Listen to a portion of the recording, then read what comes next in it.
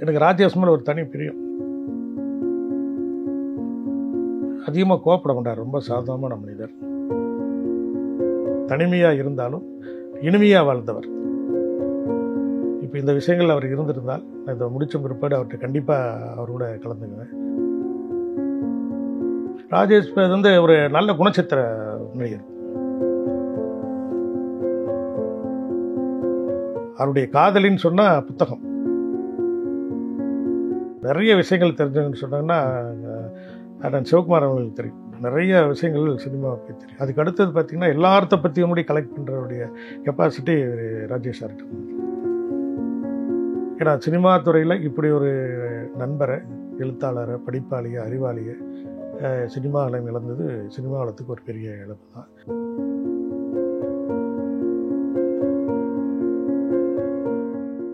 நடிகர் ராஜேஷ் திடீர் மரணம் திரைத்துறையினர் மட்டுமல்ல, தமிழகம் முழுவதும் திரைப்பட ரசிகர்களிடையே அதிர்ச்சி ஏற்படுத்தியுள்ளது.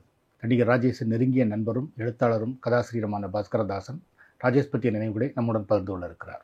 வணக்கம். வணக்கம். திடீர் தகவல் அது நல்லா தான் இருந்தார், தொடர்ந்து யூடியூப்லாம் வெளியிட்டுக்கிட்டு இருந்தார். திடீர்னு அவர் இறந்துட்டான்னு தகவல் வந்திருக்கு. எப்படி இருந்தது உங்களுக்கு தகவல் கேட்க? இல்லை, இப்போ தான் நானும் தகவல் கேட்டேன். 1 மாதம் 2 மாதம் இருக்கும் அவர்கிட்ட நான் பேசி.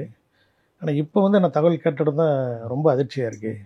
நல்ல உடல்நிலையோடு தான் இருந்தார். அவர் உடல்நிலையை ரொம்ப ஜாக்கிரதையாக பார்த்துக்குவார். அவரை பார்த்தாலும் ஒன்றும் ஒரு உடல் ரீதியாக உடம்பு சரியில்லாத மாதிரியே எதுவும் இல்லை.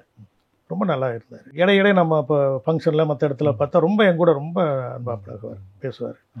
ஏன்னா 1999 தீரன் சின்னமலைன்ட்டு ஒரு சரித்திர நாவல் வெளியிட்டோம். அதில் முன்னாள் அமைச்சர் டிஆர் பாலு அவர்கள், தமிழ் குடிமகன், இவங்கெல்லாம் வந்திருந்தாங்க. அதில் ராஜேஷ் பேசினார். புத்தகத்தை பற்றி ரொம்ப அருமையாக பேசினார். அப்போ அது கூட்டத்தில் இருக்கிறவங்களாம் என்ன ஒரு நடிகர் இவ்வளவு தூரம் எக்ஸ்பிளைன் பண்ணார், சரித்திர கதையை பற்றி பண்ணுறாருன்னு எனக்கே ஆச்சரியமாக இருந்தது. ஏன்னா அவ்வளோ விஷயங்கள் இப்போ நான் சொல்கிறது 25 வருஷத்துக்கு முன்னாடி. இப்போ வர்ற காலகட்டத்தில் அவர் நிறையா பேசியிருக்கார். அவருடைய இதை பற்றி தெரியும், ஜோசியம் மற்ற பேட்டிகள்லாம் தெரியும். பட் அப்போவே 25 வருஷத்துக்கு முன்னாடியே அவ்வளோ ஒரு கதை இல்லை, மற்ற கிளை கதைகள்லாம் நிறையா சொல்லி அசத்திட்டார். உண்மையிலேயே அவர் இன்றைக்கி இறந்த செய்திகள் எனக்கு உண்மையாக ரொம்ப பெரிய அதிர்ச்சியாக இருக்குது. அவர் வீட்டுக்கு நான் போயிருக்கேன், நிறைய தடவை நான் போயிருக்கேன். கவிஞர் காமக்கொடின்னு அவரும் நானும் போயிருக்கேன். உள்ளே போனீங்கன்னாவே என்ட்ரன்ஸ்லேயே பெரிய லைப்ரரி மாதிரி புக் இருக்கும். அவ்வளோ ஒரு படிப்பாளி, நல்ல அறிஞன். அவர் எல்லாத்துக்குமே ரொம்ப பரிச்சயமானவர், எல்லாத்துக்கும் ரொம்ப நல்ல மனிதர், எல்லாத்துக்கிட்டையுமே நல்லா பேசக்கூடிய மனிதர். ஸோ அவர் இறந்த செய்தி உண்மையிலே எனக்கு ஒரு அதிர்ச்சியாகவும் வருத்தமாகவும் இருக்குது. ராஜேஷை பற்றி இன்னையோட தலைமுறைக்கு சொல்கிறது அப்படின்னா அவர் கடந்து வந்த பாதை, ராஜோட லைஃப்பை பற்றி நீங்கள் சொல்ல முடியுமா? ராஜேஷ் அவர்கள் திருவாரூர் மாவட்டத்தை சேர்ந்தவர், மன்னார்குடியில் பிறந்தவர். அங்கே அழகப்பா கல்லூரியில் தன்னுடைய படிப்பை ஆரம்பித்தார். ஸோ அங்கே முடிச்சுட்டு சென்னை படிக்க ஆரம்பித்தார் கல்லூரியில்.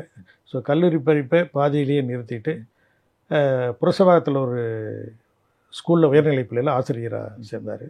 ஆசிரியராக சேர்ந்துட்டு அதுக்கு பிறகு 72லேருந்து 79 வரலும் ட்ரிப்ளிகனில் கெல்லட் ஸ்கூல், ஏன்னா ட்ரிப்ளிகன் கெல்லட் ஸ்கூல் பக்கத்தில் தான் நான் இருக்கேன். அது அப்போ எனக்கு தெரியும் அவர் இருக்காண்டு.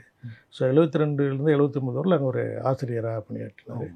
ஸோ அப்படி பணியாற்றிருக்கிற போது தான் அவர் 74 இந்த அவளுறவு தொடர்களில் ஒரு சின்ன வேடம் கிடைக்குது. ஸோ 79 அச்சமலைச்சன் ஒரு மெயின் ஹீரோவாக நடிக்கிற போது அப்போ தான் ஒரு ஆசிரியர் தொழிலை விட்டுட்டு முழு நேரமாக சினிமாவில் படிக்க ஆரம்பித்தார்.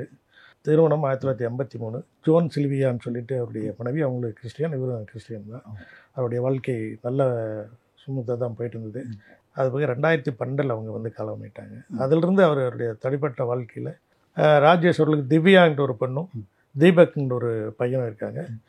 ஸோ அவங்க 2 பேருக்கு நல்லா படிக்க வச்சு அவங்களாம் வெளிநாட்டிலேயே அதில் நல்ல வேலையில் செட்டில் ஆகிட்டாங்க. ஸோ அதனால் மகளை பற்றி அவருக்கு ஒன்றும் கவலை இல்லை. அவங்களும் இவங்க மேலே ரொம்ப பிரியமாக இருக்காங்க. 90க்கு மேலே ஜேபிஆர் அவர்களுடைய சினிமா வாழ்க்கை கொஞ்சம் கொஞ்சமாக அதனுடைய இருந்ததுனால ஜேபிஆருடைய ஆலோசனைப்படி அவர் இதை ஆரம்பித்தார். ஏன்னா அவரும் ஜேபிஆரும் அப்போ ஓஎம்ஆர் ரோடு குளிகநல்லூர் சைடில் நிறைய அந்த 90 காலகட்டத்தில் நிறைய இடங்கள் வாங்கினார். ஸோ அவர் அதே இதை இவருக்கு ராஜேஷ்க்கும் ஒரு ஐடியா சொல்லியிருக்காரு.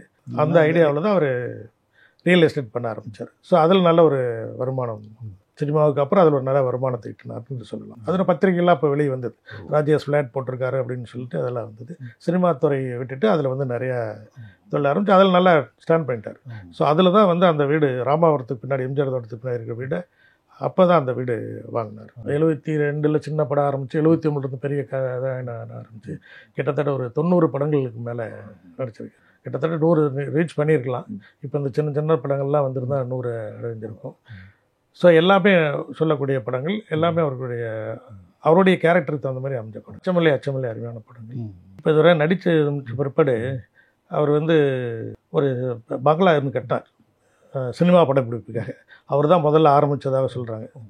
அதுக்கப்புறம் தான் நிறைய நடிகர்கள் OMR ரோட்டில் மற்ற இடத்துல சினிமாவுக்கு வாடகை கொடுறதுக்காக வீடு கட்டி விட்டதாக அவர் தான் ஆரம்பித்து வச்சதாக. அதுக்கு புரட்சித் தலைவர் எம்ஜிஆர் அவர்கள் ஓப்பன் பண்ணி வச்சார். ஸோ அதனால் அதுக்கப்புறம் நிறைய பேர் அந்த வீட்டில் படம் எடுக்க ஆரம்பித்தாங்க. அதை தொடர்ந்து தான் நிறைய படங்கள் இப்போ டிவி ராஜேந்தர் இதில் எடுத்திருக்காரு.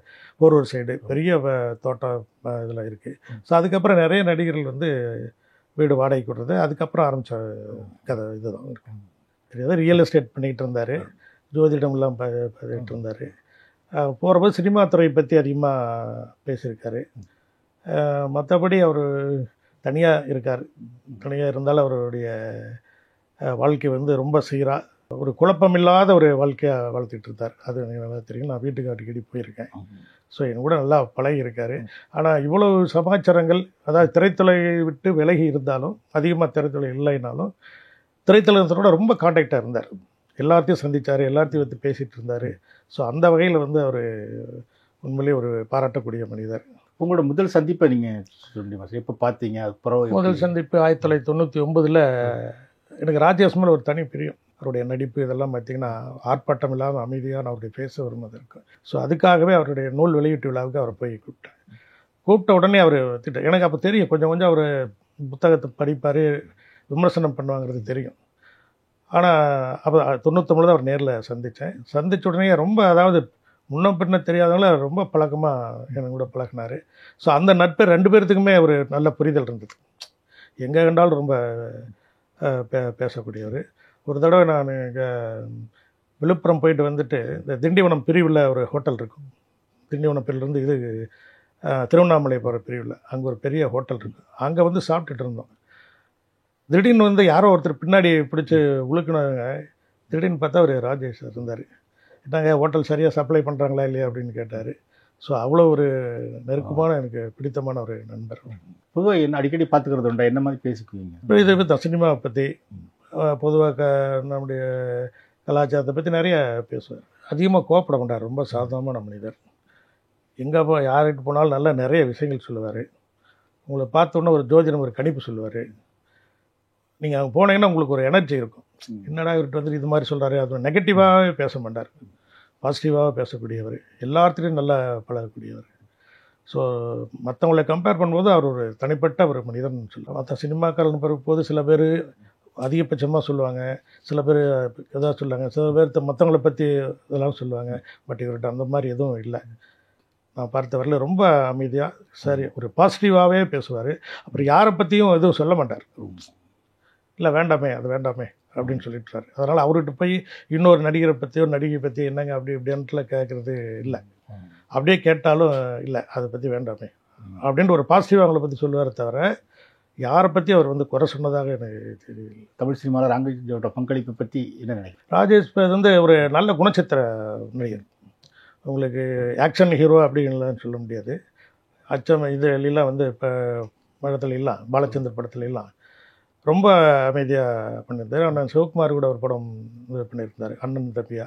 அதில் கூட பார்த்தீங்கன்னா இப்போ அவருடைய நடிப்புக்கும் ஒரு நடிப்புக்கும் வித்தியாசம் இருக்கும். ரொம்ப ஆர்ப்பாட்டம் இல்லாத அமைதியாக குணச்சித்திரமாக, ஆனால் அவருடைய முகத்தில் பார்த்திங்கன்னா அந்த நடிப்பை ரொம்ப வெளிப்படுத்துவார். இப்போ அதில் பார்த்திங்கன்னா நடிகர் சிவாஜி கணேசன் அவர்கள், கமல்ஹாசன் அவர்கள், அதே மாதிரி நடிகர் சிவகுமார் அவர்கள்லாம் க்ளோஸ்அப்பில் பார்த்திங்கன்னா ஃபேஸில் உங்களுக்கு அந்த எக்ஸ்ப்ரெஷன் காட்டுவாங்க. அந்த எக்ஸ்ப்ரெஷன் திறமை ராஜேஷ் சார்ட்ட உள்ளது. க்ளோஸ்அப் நிறைய இடத்துல பார்த்திங்கன்னா அந்த ஃபேஸில் அவ்வளோ எக்ஸ்ப்ரெஷன், கண்ணில் இதெல்லாம் காட்டும். அச்சமில்லை படம் அது அவருக்காகவே பண்ண மாதிரி இருக்கும் அந்த படங்கள் இதுக்கு. அப்புறம் சிவகுமார் அண்ணன் இவங்க, லட்சுமி இவங்கெல்லாம் ஒரு படம் பண்ணாங்க. எந்த படத்துலேயும் அவர் சோபிக்கலை. இந்த படம் ராஜேஷ் சரியில்லை அப்படிங்கிற மாதிரிலாம் இல்லை. ஸோ அவருடைய நடிப்பு, கதைகள் அந்த மாதிரி அவருக்கு அமைஞ்சது. ஸோ அந்த வகையில் அவர் சேஃப். எந்த படமும் அவருக்கு தோல்விகளை சொல்ல முடியாது. எல்லா படமே அவர் நடித்த படங்கள் எல்லாமே அவருக்கு ஏற்ற கதைகளாக இருந்தது.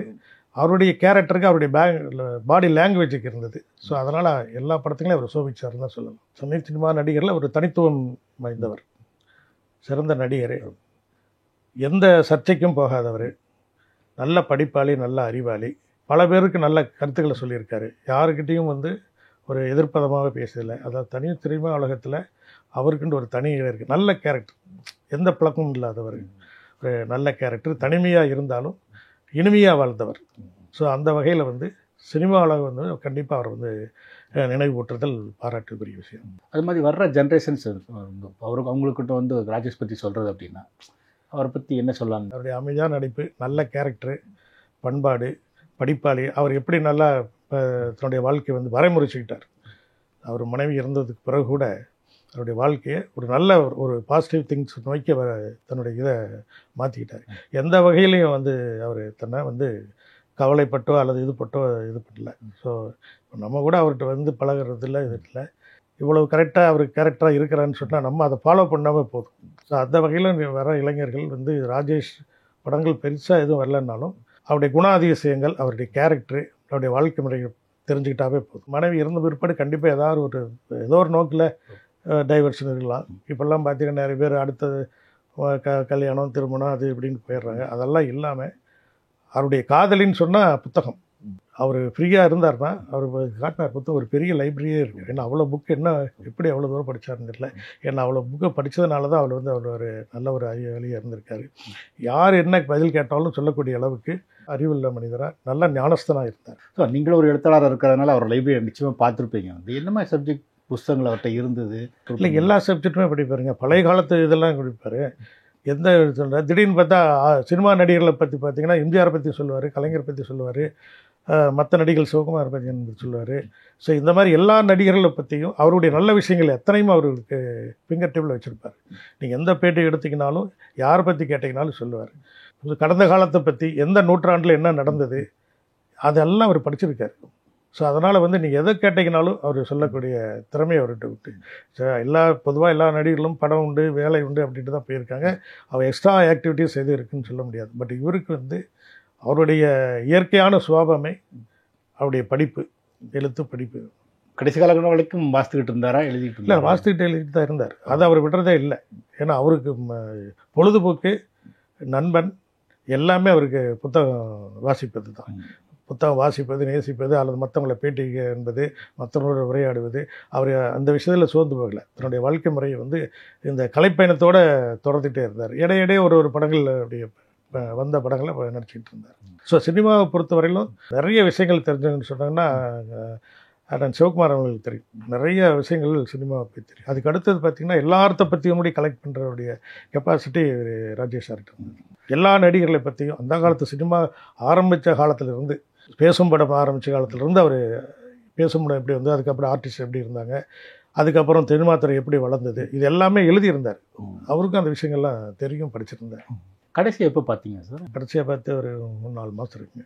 கவிஞர் காமக்கொடியின் அவர்கள் ஒரு புத்தகம் எழுதியிருந்தார். ஸோ அந்த விழாவுக்கு வந்திருந்தேன். அது விஷயமா நானும் அவரும் நிறைய தடவை ஒரு வீட்டுக்கு போயிருக்கோம்.